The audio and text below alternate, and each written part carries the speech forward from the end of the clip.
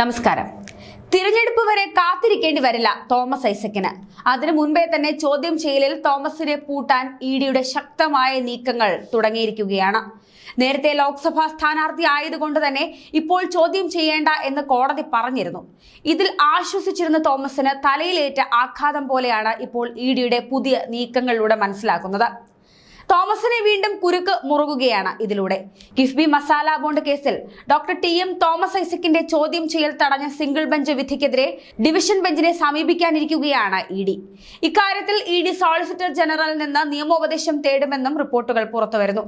ഐസക്കിന്റെ ചോദ്യം ചെയ്യൽ തിരഞ്ഞെടുപ്പ് കഴിഞ്ഞതിന് ശേഷം മതിയെന്ന് ഇഡിയോട് ഹൈക്കോടതി നേരത്തെ നിർദ്ദേശിച്ചിരുന്നു. മസാല ബോണ്ടുമായി ബന്ധപ്പെട്ട ചില ഇടപാടുകൾക്ക് തോമസ് ഐസക്കിൽ നിന്ന് വിശദീകരണം വേണമെന്നും എന്നാൽ ഇപ്പോൾ ചോദ്യം ചെയ്യേണ്ടതില്ലെന്നും ഹൈക്കോടതി വ്യക്തമാക്കുകയായിരുന്നു. തിരഞ്ഞെടുപ്പ് കഴിഞ്ഞ ഇഡിക്ക് വിശാലമായി അന്വേഷിക്കാമെന്നും ജസ്റ്റിസ് ടി.ആർ. രവി വ്യക്തമാക്കിയിട്ടുണ്ട്. ഹർജി മെയ് 22-ന് പരിഗണിക്കാനിരിക്കെയാണ് ഇഡിയുടെ പുതിയ നീക്കം. മസാല ബോണ്ടുമായി ബന്ധപ്പെട്ട ഭൂമി ഇടപാടുകളിലാണ് ഇഡി വ്യക്തത തേടുന്നതെന്നാണ് വിവരം. മസാല ബോണ്ട് ഉപയോഗിച്ച് ഭൂമി വാങ്ങാൻ റിസർവ് ബാങ്ക് അനുമതി ഉണ്ടായിരുന്നില്ല. എന്നാൽ ചട്ടവിരുദ്ധമായി ഭൂമി വാങ്ങിയതായി ഇഡി കണ്ടെത്തിയിരുന്നു. ഇതിൽ തോമസ് ഐസക്കിന്റെ പങ്കിന് തെളിവുള്ളതായും ഇഡി വ്യക്തമാക്കിയിരുന്നു.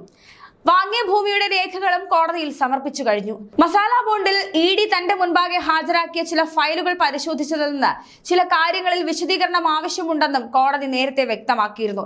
ഇത് ഐസക്കിനെ വിളിപ്പിച്ചു വേണോ, രേഖാമൂലം മതിയോ തുടങ്ങിയ കാര്യങ്ങൾ ഇഡിക്ക് തീരുമാനിക്കാമെന്നും വ്യക്തമാക്കിയിരുന്നു. ഈ കേസാണ് വീണ്ടും മെയ് 22-ന് പരിഗണിക്കാനിരിക്കെയാണ് ഇഡിയുടെ പുതിയ നീക്കങ്ങൾ ഉണ്ടാകുന്നത്. കിഫ്ബി മസാല ബോണ്ട് വഴിയുള്ള ഫണ്ട് ചെലവഴിച്ചതിൽ പ്രഥമ ദൃഷ്ട്യായെങ്കിലും ക്രമക്കേട് കണ്ടെത്തിയിട്ടുണ്ടെങ്കിൽ അത് ബോധ്യപ്പെടുത്താൻ ഇഡിക്ക് ഹൈക്കോടതി നേരത്തെ തന്നെ നിർദ്ദേശം നൽകിയിരുന്നു.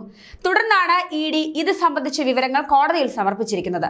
മസാല ബോണ്ടുമായി ബന്ധപ്പെട്ട് ചോദ്യം ചെയ്യണമെന്ന് ആവശ്യപ്പെട്ട് ഇഡി നിരന്തരം സമൻസ് അയക്കുന്നുവെന്ന് ചൂണ്ടിക്കാട്ടി മുൻ ധനമന്ത്രി കൂടിയായ തോമസ് ഐസക് സമർപ്പിച്ച ഹർജിയും കിഫ്ബിയുടെ ഹർജിയുമാണ് ഹൈക്കോടതി മുൻപാകെയുള്ളത്. താൻ ഇഡിക്ക് മുൻപാകെ ഹാജരാകില്ലെന്നും താൻ കിഫ്ബി പദവിയിൽ ഇരുന്നത് ധനമന്ത്രി എന്ന നിലയിലാണെന്നുമാണ് തോമസ് ഐസക് വാദിക്കുന്നത്.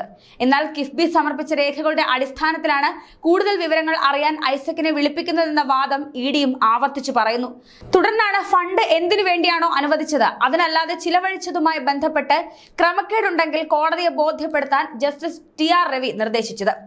ഇലക്ഷൻ കഴിയുന്നതോടെ തോമസ് ഐസക് വീണ്ടും ആശങ്കയിലാകുമെന്ന് തന്നെയാണ് റിപ്പോർട്ട്. മസാല ബോണ്ട് സൂത്രധാരൻ തോമസ് ഐസക് തന്നെയെന്ന് നേരത്തെ തെളിഞ്ഞ കാര്യമാണ്.